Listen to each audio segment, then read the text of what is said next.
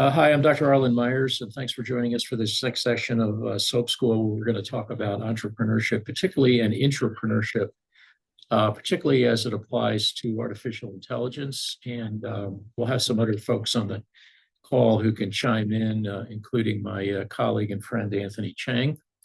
Anthony, thanks again for joining us. So I'm going to can you see the screen? Yes, Anthony? we can. Okay, great. Okay, so I'm going to sort of talk about this from a couple levels. One is I thought it would be useful just to sort of tell my story, just so you know where I'm coming from. And obviously, everybody else in this call has their own story and are certainly encouraged to share it. Secondly, I kind of wanted to lay some foundation for entrepreneurship. And then third, discuss a little bit more about intrapreneurship, and particularly as it applies to artificial intelligence. So my story basically starts with a company that myself and several other people created called Oncolite. And the short story is that this is a gadget that optically detects cancer in the mouth. And without going through all the gory details, this was really something that I just fell into. I had no clue what to do next. I'm an ENT facial plastic surgeon. I'm interested in oral cancer. I thought there was an unmet need to detect cancer in the mouth in the clinic, and that's how this happened. As you can see, we started this in 2005, and this is when I was actively on the faculty at the University of Colorado as an academic surgeon. And again, we folded the company, and I can tell you why subsequently and lessons learned. We were able to do all the things you're supposed to do. Unfortunately, we didn't get it over the goal line. But that was really my first introduction to this world of entrepreneurship, intrapreneurship, et cetera. The second attempt at this, so that company I'd say was a tie. The intellectual property is still out there somewhere, but we never got it over the goal line, and it's not in the market.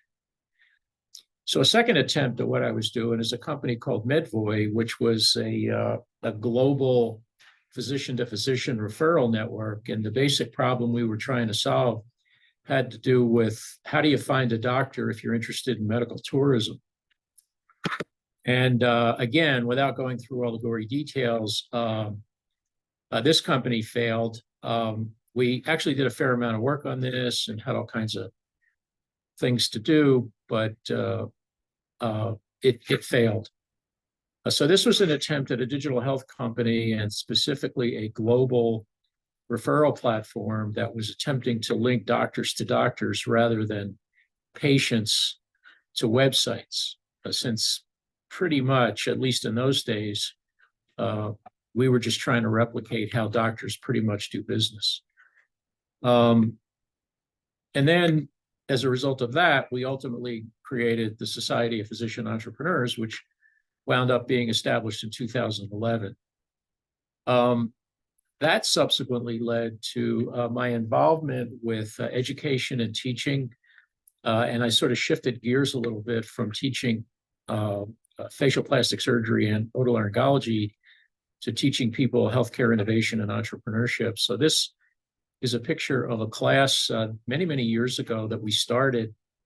It was an early attempt at introducing healthcare innovation and entrepreneurship into graduate level teaching. These are a bunch of graduate students. They're PhD, postdocs, master's students, et cetera. These were not medical students because we really sort of had to fight a battle to get the attention of this subject in the medical curriculum. But this was a start, and it was something that eventually evolved so that now there's actually a master's in biological sciences and biotechnology in the graduate school. And we were able to initiate and are initiating various sorts of educational programs in various professional schools throughout the United States and in some instances overseas.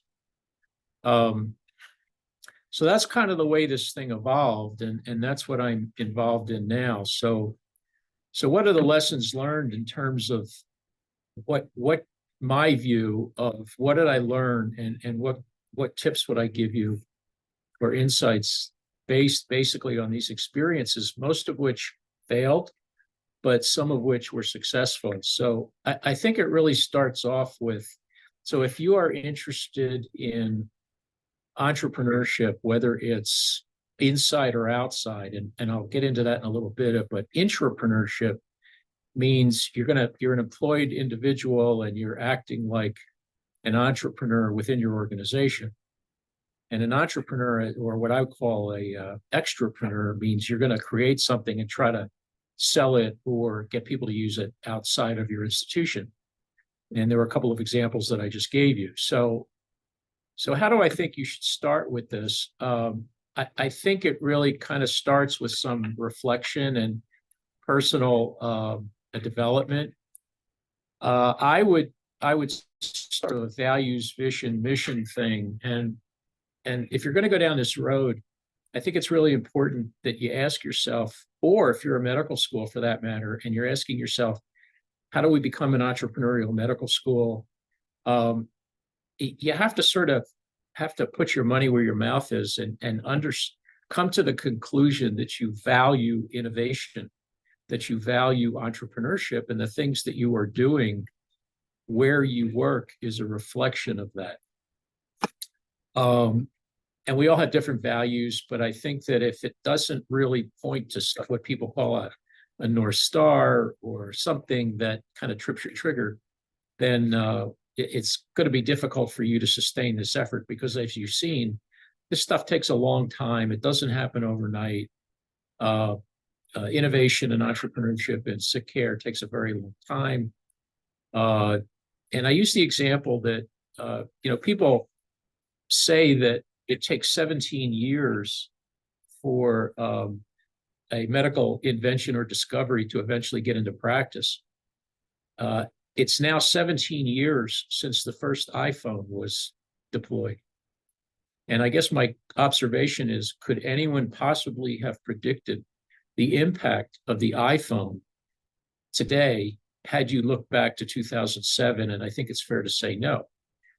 I think the same thing is happening to artificial intelligence and other sorts of technologies. It's always overestimated in the short run, but underestimated in the long run. So I think that's part of what we're talking about. So starts with values, and then it's like a vision, like the vision statement. And sometimes this gets confusing. So what's the difference between a vision statement, a mission statement, a value statement, all that? Well, a vision statement, basically, I mean, if you succeed, what would the world look like? What would change? How would things be better? Who would be impacted?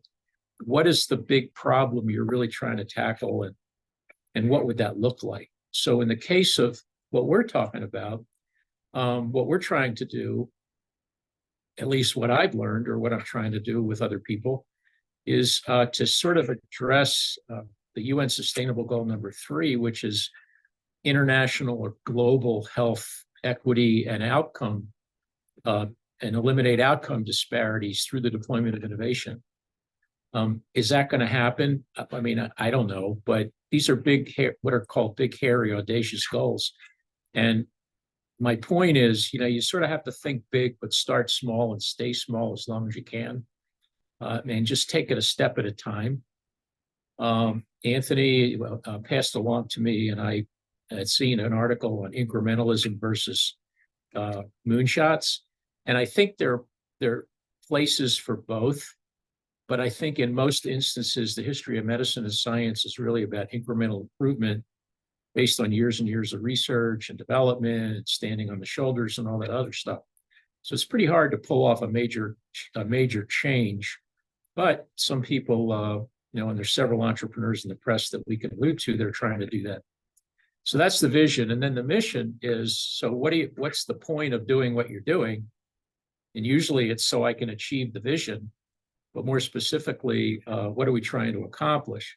So in my particular case, or in the case of people that are participating in the physician Society of Physician Entrepreneurs and other AI ecosystem things that Anthony's working on.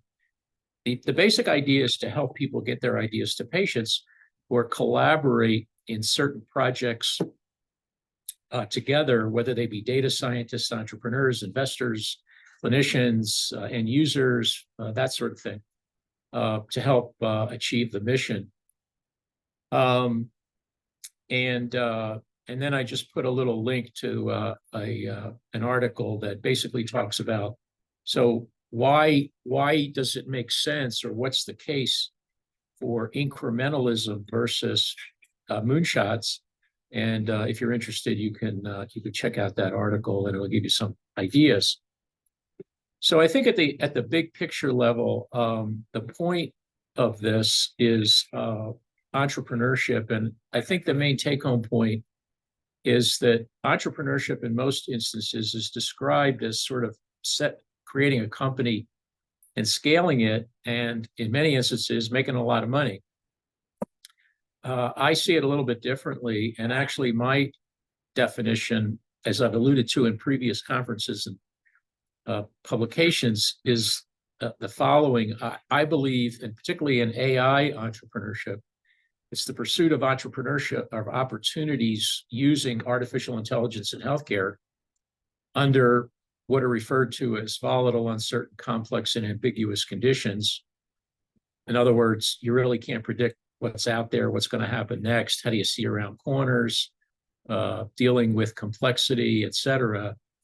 And the third is probably the most important part, which is the idea is you're supposed to achieve the goal of creating multiples of stakeholder-defined value to meet the sextuple aims compared to the competitive offering. And each one of these statements kind of has some more to it, and we're happy to discuss that. The fourth is that the way you do this is design, develop, and deploy and disseminate innovation. And we can talk about the definition of innovation.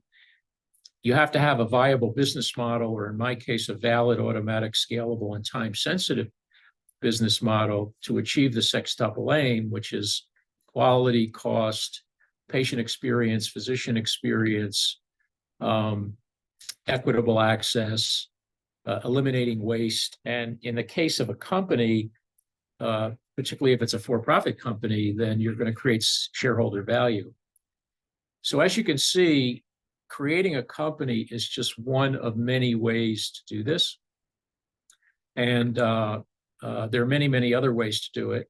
Medical practice entrepreneurship, social entrepreneurship, digital health entrepreneurship, educational technology entrepreneurship, et cetera, et cetera. And in this particular case, software or artificial intelligence. So that's kind of the core course and sort of the core outline. And then we can drill down a little bit into some other elements. So it really starts off with, so if you want to be an intrapreneur or an entrepreneur, as it relates to artificial intelligence or some other product or service or model, I believe you sort of have to do the things that I just outlined. And it basically turns out to be, these are the tools that you need to sort of move forward. And I've listed them as mindset, that is having an entrepreneurial mindset, motivation. You really need to have something that trips your trigger to make it happen and stick with it. Means, which means you have to have education and access to resources, not the least of which is money, mentors, advisors, peer support, non-clinical guidance, and most importantly, some experience. You have to have a personal business model so that this sort of works and all the pieces fit together. And then you have to execute the model, and there's many ways to do that. You have to monitor your progress, and throughout my career and others on the call, you're going to fail. And so what'd you learn? How'd you take personal responsibility for what happened? And how did you use what you learned to do the next thing? Actually, there's been some evaluation of why people don't learn from failure. And the basic idea is because they didn't really think through what didn't work and what could they learn from that that failure. So I've tried to incorporate that stuff in my evolution, and some other folks on the call have too. And then you got to monitor how you're doing. Like every now and then, you got to think to yourself, well, I mean, I started this thing 6 months ago or 3 months ago, or I'm getting involved in all these things. And does my portfolio of activities really align again with the value? And is this helping me achieve the vision that I articulated in the very beginning? And if it isn't, then you should change, pivot, modify, drop some stuff, prune it, add things that add more value, that sort of thing. So having said that, assuming that you've gone through this exercise, and this takes a while, and most of it actually you learn from experience. So there are various ways of executing AI entrepreneurship, and I call this internal or external. So internal means you're an employed physician, which is, as most are aware, more common these days, and you're trying to act like an entrepreneur within your organization, which has been termed intrapreneurship, which goes back many, many years in that word.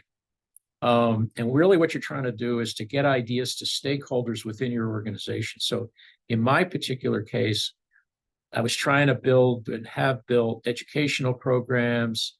I was trying to build some stuff with graduate students.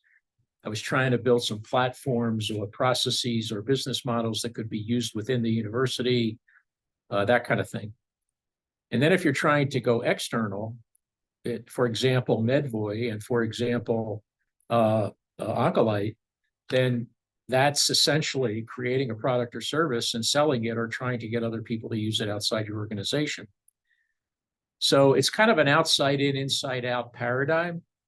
And if you're trying to do this internally, you can create something that benefits your organization, but that doesn't mean that you can't monetize it and then patent it, technology transfer, and ship it out. So it's inside in or inside out.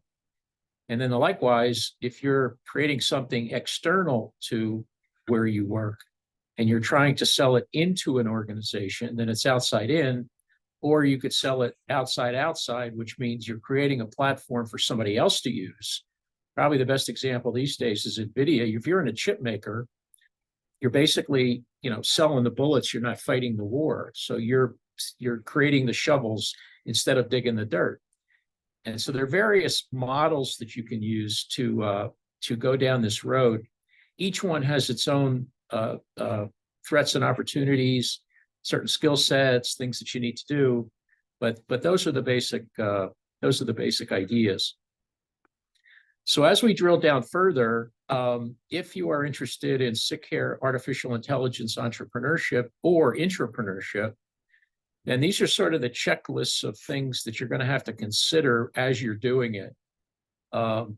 Intellectual property, artificial intelligence law, and you can see all the things here. There's been a lot of discussion about responsible artificial intelligence, about all the issues that Anthony can chime in on.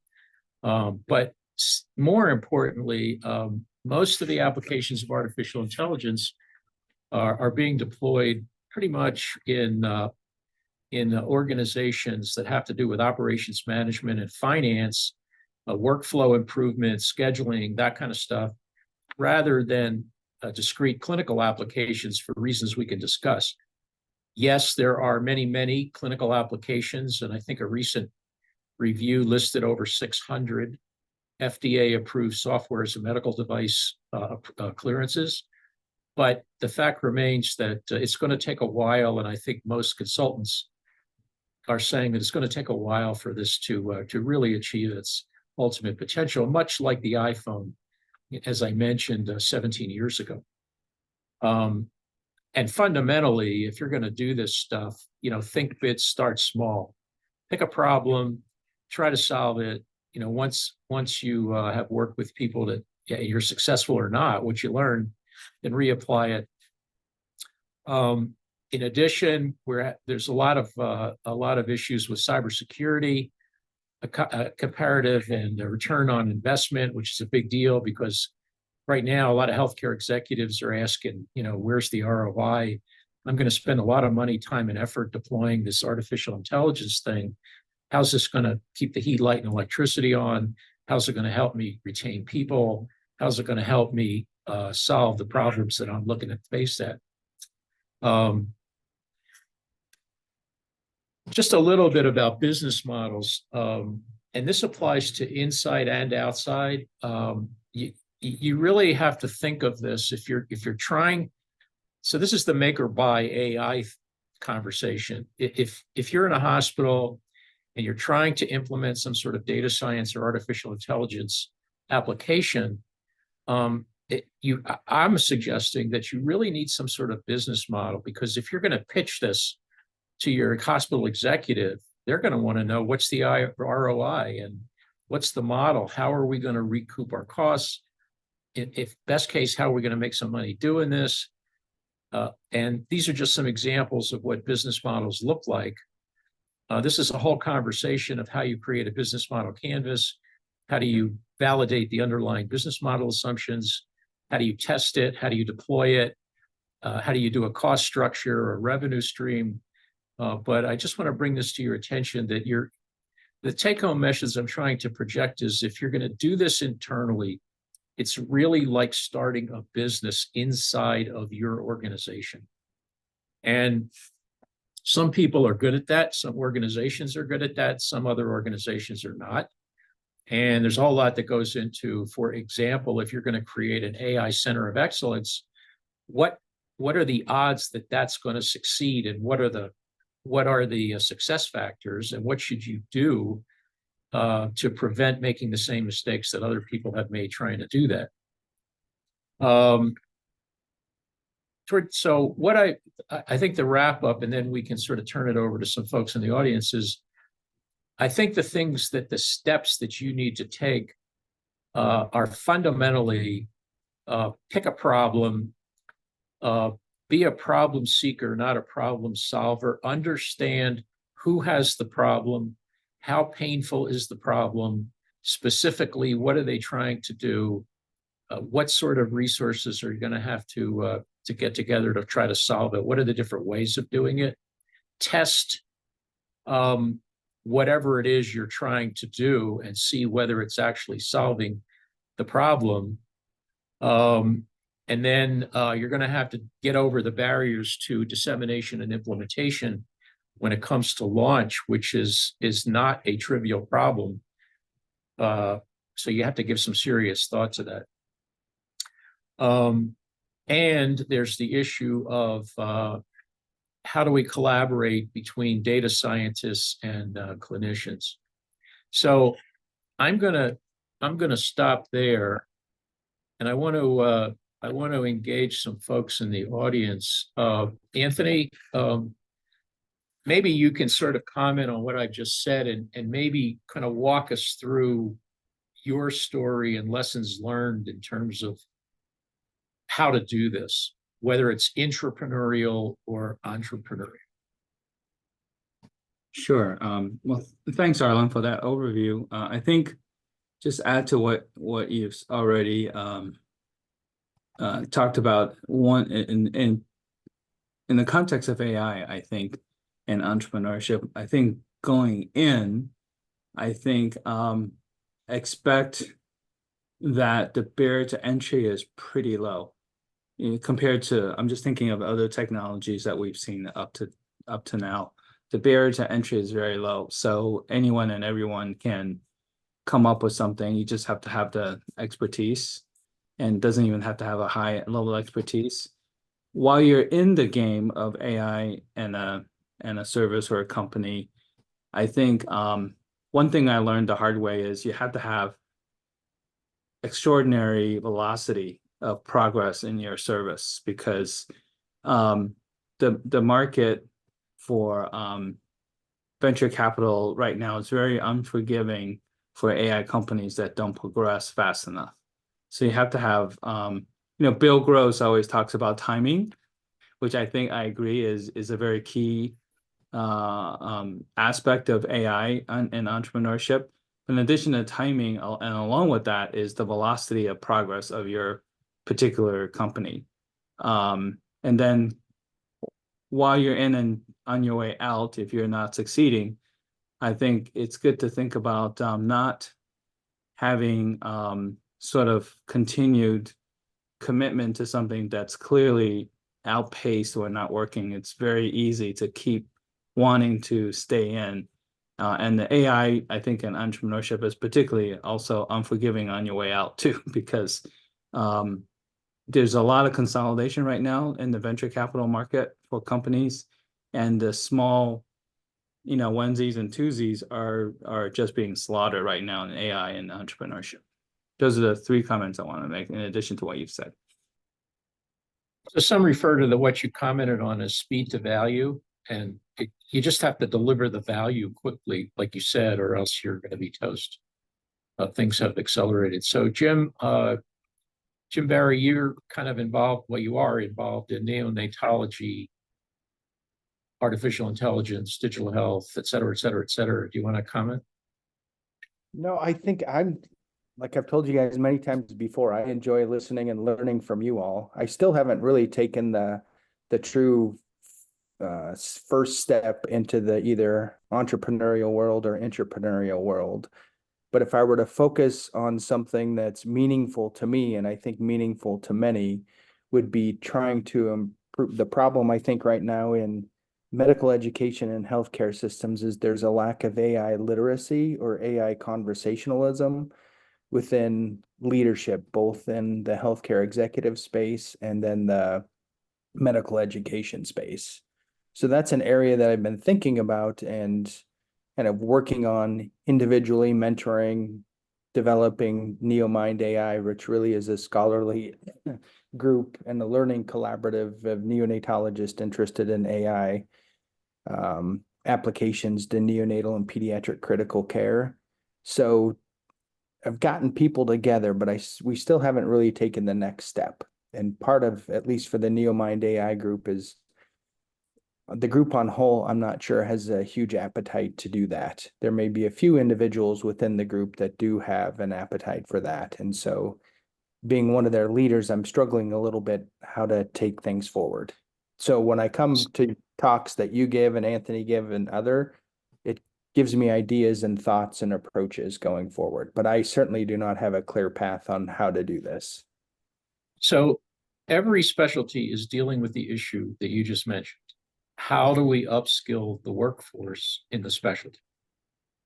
Whether it's neonatology or ENT or whatever, every single specialty, and everyone is saying, if you're worried about losing your job, upskill and learn data. You don't have to learn, like you said, you have to be data literate and be able to practice some level of data dexterity, which means using data and applying it to take care of patients in this particular case. And cardiology, and Anthony, maybe, or anybody else can comment. So what advice would you give to Jim to overcome that barrier? How do you, at a specialty level, whether it's a specialty society, a medical school, the ACGME, the AAMC, the whole ecosystem, what's the next step? I think gather your coalition of champions who are totally committed to persevering no matter what. Because after the initial enthusiasm, it's just like the hype cycle. There's this going to be trough of disillusionment, and then people are going to fatigue from being on board, especially if the movement is relatively slow, which is a lot of times the case with, I think, things in the healthcare system. And also everyone's busy.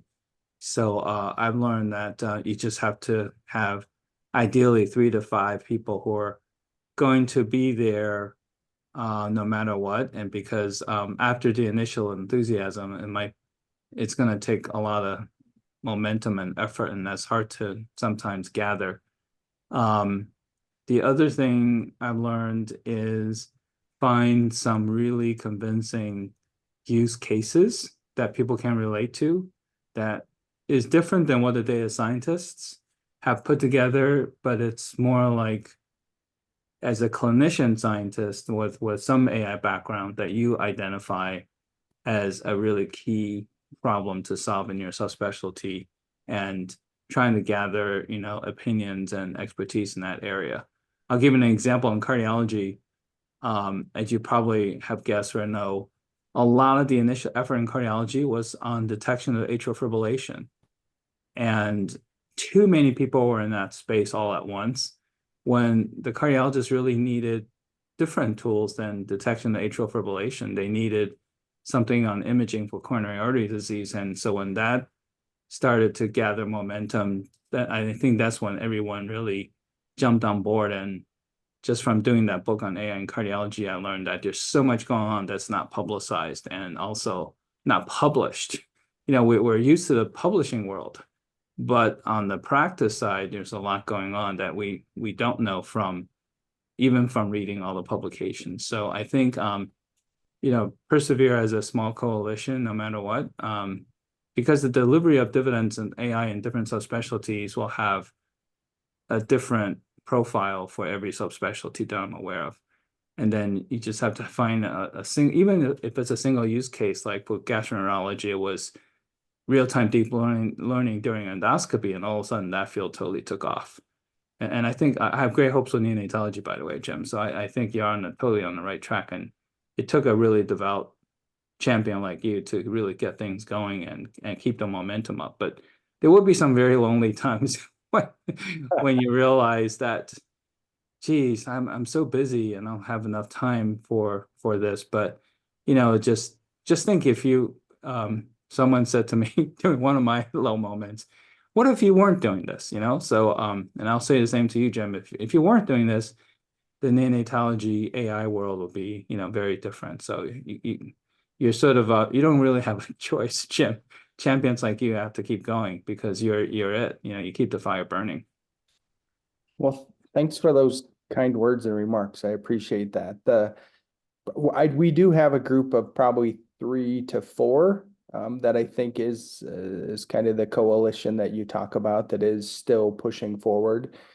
Probably the barrier, and Arlen knows this quite well, and you do as well, Anthony, is that the academic steps that you have to take in academic medicine to check the boxes to go from assistant professor to associate professor and so forth is a pretty conformist approach to career path. And so that's where part of our group is more junior faculty that are more kind of concerned about their academic promotion over time. Yep. And so forth, versus kind of thinking outside the box and thinking about the future and being innovative. So we have a couple of different kind of factions within our group, I would say. Yeah. And what we're trying to do is support all of them because they're all doing great work. They're all driven, dedicated, great people. So that's kind of part of the crossroads as well. No, I totally get that part, and that's why I think it's important in your collecting of champions that you have some that will do it with your vision and not necessarily for academic promotion, because sometimes they're opposing forces. Because a lot of the things that you and I do to gather champions and all of that doesn't get your promotion. So I'm lucky that I'm beyond that point in my life where I have to be thinking about promotion, and you may be too. So in a way, it almost takes a senior champion to carry the load, because the junior people are very, and it's totally unfortunate this is the case, that they're very distracted by what they need to do to get promoted, to get onto their academic careers. And that's why, if you look at AI, and particularly AI, industry is outpacing the academic world by a long shot, because they don't need to worry about those academic aspects of their practice. I would say that where you work, I'm talking about employed physicians now, intrapreneurship. Where you work, the culture of where you work has a lot to do with the path that you might want to take. So for example, fundamentally what I'm talking about is if you're an employed physician and you're an academic, that's different if you were an employed physician and you happen to work at the VA, or you happen to work in a for-profit 18 hospitals, 5-state integrated delivery network. The coin of the realm in academia is promotion and tenure. The coin of the realm in non-academic employed systems is money. This is just my opinion. So the issue is, how do you pick the path of least resistance given the time allotted? And if I were, my recommendation, and it's not an either or, it's harder to do it in academia for all the reasons we understand that we don't, I mean, we can go into it, but most of us understand. But that doesn't mean you don't try, and we are. But in terms of externally out of academia, my suggestion, in either case, do it, do the end around. So in the case of building awareness, it starts with the why. So if I'm trying to build an ecosystem of neonatal intrapreneurs interested, or entrepreneurs, external, interested in artificial intelligence in neonatology, I'm going to start with the why. Why do we need to do this? And I'm going to beat that to death. That's where I'm going to start. And you know all the reasons why better than I do in terms of just neonatal issues. So that's, and then, so that sets the stage for creating awareness of what you're trying to do. Now, the platforms that you use to do that fundamentally are going to be digital, are going to be the internet. Things like we're doing now, or creating groups, and all the stuff that you've graciously participated in that we've created. But individually, and Anthony has done this with centers of excellence in pediatrics, and you're trying to do it with folks around the country that are interested in this stuff. But that's where I would start. So start with the why we need to do this. And the stakeholders in that game, the people who have a dog in that hunt, are not just the neonatologists. There's the whole line of stakeholders. And if you're involved in neonatal fellowships or pediatric training, and then you got a whole nother ecosystem of medical educators. So why do they need to be in this? And then you go up the food chain to the department chair, to the vice chancellors, to the dean, to the food chain. Now, that takes a while, but we have found the opportunities are when those institutions change. A dean leaves, now you have an opportunity to get the ear of the new one, or a new leadership team shows up, or whatever. So that's where I would start, and that takes a while. And you have to craft the value proposition of what you're trying to do very concisely and stick with it and beat it to death. You have to keep saying the same thing over and over and over and over until people get it. And everyone's not going to get it or be that much interested in it until you find out, like Anthony said, you have a few clinical champions. Think big, start small, grow with a small, a small corpus of things, and go in that direction. So that's what I would pretty much suggest. And I would say that's the path that I've been on. Good. Yeah. Hang on one second.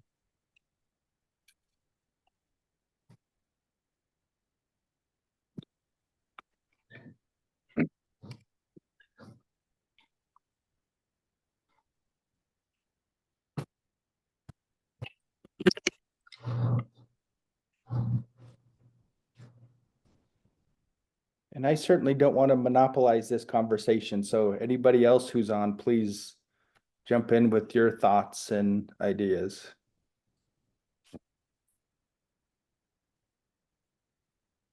Sorry, I got thrown out of my room. Um, so Brian, do you want to make some comments?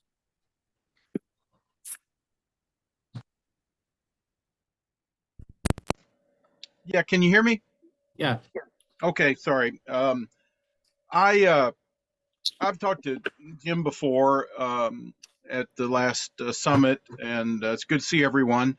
There are times when I feel like with AI and digital solutions that we're in a position, there's enough primary demand in certain groups for solutions and doing this kind of work that similar to if there was a business student that wanted to come and quote unquote come and help you in the OR, Arlen, you might be, yeah, sure, come, but there's some stuff you got to know before coming into that environment.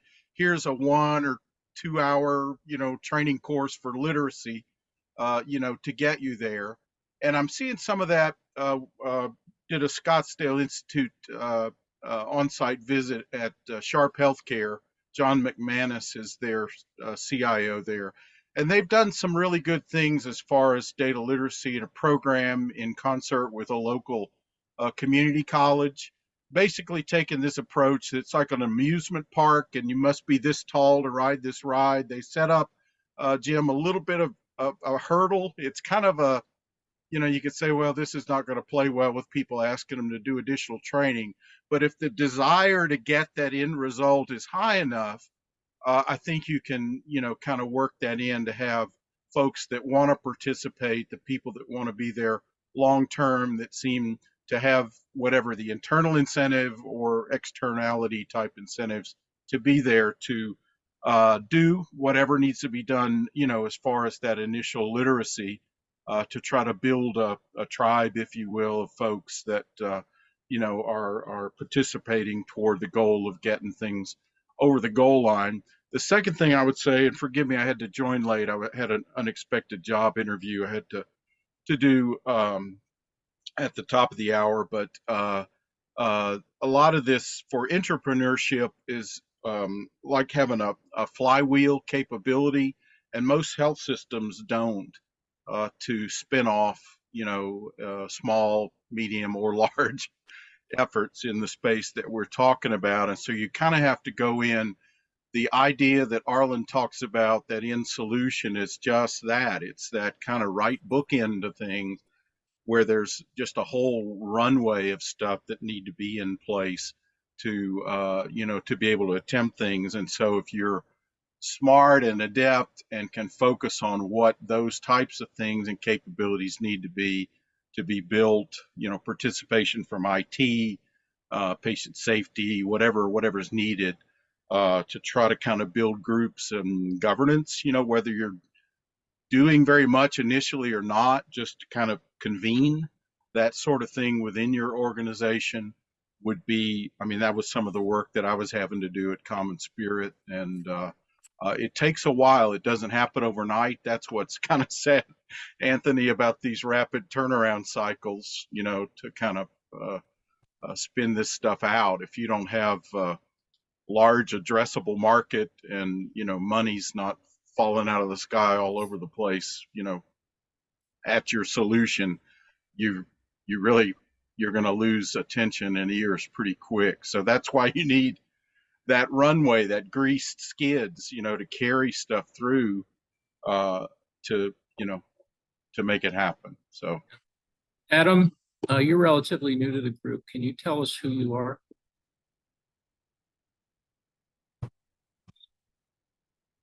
Adam, can you hear me? Puyo, can you chime in? Tell us who you are and what you're interested in. Sure. Thank you very much for all your points. Actually, I'm an MD, MPH, MBE, my MPH in health economics and health promotion, and also my MBE, that is Master of Entrepreneurship, from Karolinska Institute, with Dr. Carl Johansson Sonderberry. And basically, I started my own business in 2000, I would say 2016, and then joined a potential client afterwards. So and then went back to my own business in 2019. As you pointed out, mentioning, just see the need and get the solution and bring your solution for that need. I recognize some kind of because the field that I'm working is or more focused is health technology assessment. That's HTA, or from the industry side, you can say market access. And then basically what I saw.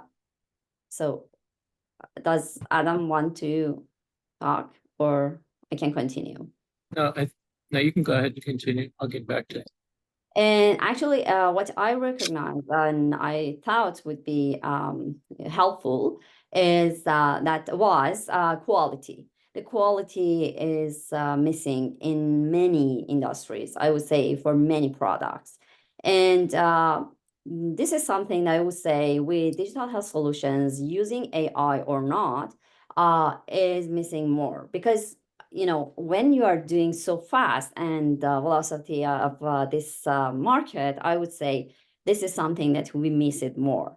And basically, back to one of the points about losing our job, or as a medical doctor or any other position, I would say I'm much more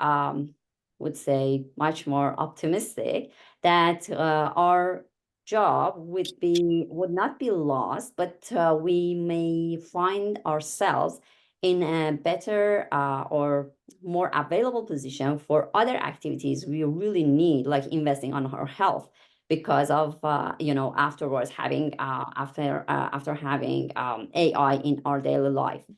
Just because the quality is missing with tech solutions, it's something that always needs the human. So let me ask you a question. Go Given ahead. I have a couple actually. Given your interest and expertise in technology assessment, when someone comes to you and says, I'm having a problem vetting AI vendors. I'm a healthcare whatever, and I'm responsible for vetting healthcare vendors, artificial intelligence, whether it's large language or something else. Here's our problem, and I'm looking for somebody to solve it. We don't have the horses to do this internally, so we're going to look for a vendor. What suggestions would you give to that person? How do you vet an AI vendor? Okay, your voice was muffled in the middle when you said how, and then okay. Yeah. You repeated it. Okay. For the person who's going to apply for kind of the digital health solution, you mean, or AI? I'm speaking specifically about an artificial intelligence solution. Okay. And you're part of the buying team. So Yeah. the group gets together and they got 8 people sitting around a room saying, we need somebody to help us. So let's just pick, for example, OR scheduling. It's a topic close to my heart. So there's a whole bunch of problems with OR scheduling. It's a total waste. People don't do it right. The workflow's screwed up. It's $200 a minute, et cetera, et cetera, et cetera. So how do you get wheels up on time, and how do you turn over the OR so that the next plane can take off? That's basically the problem. We want a vendor that can help us do that. How do you vet vendors that do that? What would you suggest? First of all, I should say, just before going to the answer, I experienced it when I left medical practice, because I had to visit over 50 patients in 5 to 6 hours. So it was kind of a similar experience. You have to, be more efficient in your day-to-day responsibilities. Yes, the first one is that we have kind of solution like an AI solution that can accelerate and can help your employees and your business in that case. But you need to first to ensure if you're using this kind of AI technology, if you are in the health sector and your the result of your or the consequence of your business comes to the patient, so you need to ensure if they meet certain values or not. So first of all, you need to ensure that these criteria have been met or not. And one of the things that the vendor, as if I'm the vendor, to suggest the solution is that first of all, to find out what are the criteria to validate the solution, that the AI solution that you are going to use. And the AI solution that you are going to use might be different from what Anthony chose, just because of your values, right? But we need some certain value in the health system, because if you don't, then everyone can choose anything, but we cannot, at the end of the day, we cannot incorporate the results and compare these together. Okay, so let me just briefly interrupt. So in this case or your case, I want, to Anthony's point, a solution, speed to value. In other words, I want this thing to work pretty soon. I don't want to have to pilot it or test it or figure it out or all that. I want something that is going to work. And what I want it to do is make money. I want to see a return on investment because that's what I need.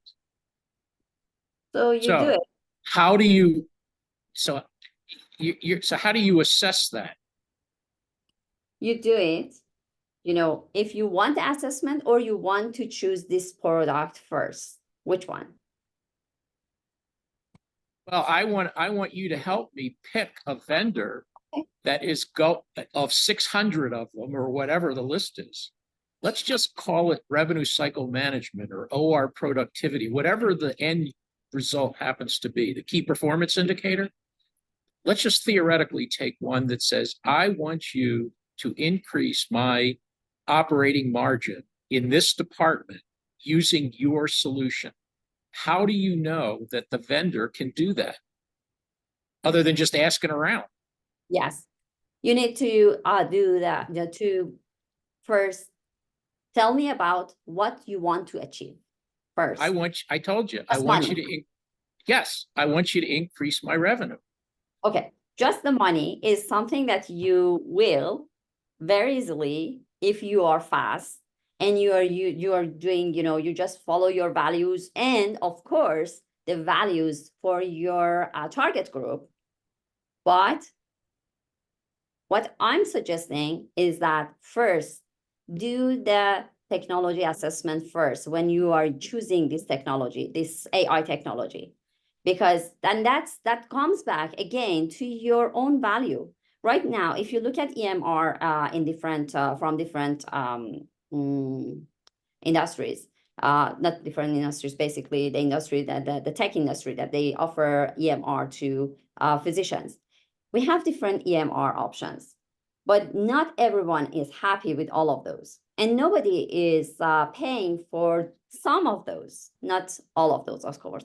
And when we do choose our EMR option, we want to get some certain value and get the money faster than others, just because we think that it accelerates our daily job, right? So it meets our values. So if you are talking about something, we are coming to this AI solution and we want to use this kind of AI solution and get my money back again faster. So I'm not the vendor that provides the service to you. I'm the vendor who is providing service to Anthony to help to find out which one would be more valuable for his values and his target group. I mean, his goal, of course. All right. So, Anthony or Jim, what's your response to that? Because we're in the middle. We're in the middle of this. So, what's your response to that? Go ahead, Jim. Go ahead, Jim. I missed the last part, but what I was thinking, the first point that you brought up was validation of the tool, understanding the training data set that was used and then the testing, and then if there's a way to actually pilot in your environment with very low cost where you can validate it. So that's one. And certainly the track record in terms of business development, which you guys know much better than I. And then I think the third, what I would look at is who's on their leadership team, and is there any clinicians involved or healthcare executive administrator types? So we're dealing with a tech company that really just has data scientists and it really is developing tech. And versus is it really developing an AI solution for a given problem? So those were just be quick three things that I would think about. And I missed the second half because my daughter called right when you were still talking. So Anthony, we have a couple minutes left, but you're on both sides of the table. So you're a chief innovation officer, AI innovation officer, Chalk, and people are throwing stuff over the transom all the time. Buy my stuff, buy my stuff, buy my stuff. So what are you thinking? What are you hearing around the table? Well, just like I often talk about the publication to practice schism, there's a big schism between the vendor and the buyer at the hospital, not just in terms of understanding, but also perspective on business model and return. And I think both sides need to kind of come more to the middle. And the other thing is we can't, and I'm grappling with this myself and have to come up with probably a different assessment tool. You can't just take the regular technology vendor format or strategy to assess a company for AI companies, because there are some nuances with AI companies that are particularly important that is different than your typical technology vendor assessment. So I'm in the process of putting something together and piloting at our hospital, but I think it's not like you just take any technology assessment tool and throw at an AI company, because there are some definite nuances that's different. And to Jim's point of piloting, I mean, that gets you into a whole different place. How should you pilot a solution? What does that look like? Who's going to run the pilot? Do you wind up in pilot purgatory? What happens if the pilot's successful? How are you going to scale it? Who owns what? I mean, there's a whole bunch of issues with piloting. And these days, people don't want to mess with that. They want a solution that works as quickly as possible to solve my problem. I'm not saying people don't do it, but it's just that it's a different, it's a different thing. If you're willing to do that, great, but you got to deal with the issues. And you also need an in-house team to maintain these tools, which I think people underestimate when they budget out or look at the cost. So, and then I think it was Jim that mentioned, the business model and leadership look like, and the leaders of the companies, oftentimes, even if they're clinicians, I learned they're either too young or not experienced in the business world and the finance model. So you have to struggle with that often. And I just got off the phone a couple of days ago or last week with a really promising AI company, but no one in the company really understands the inside perspective of a hospital and the cost structure and the business aspect.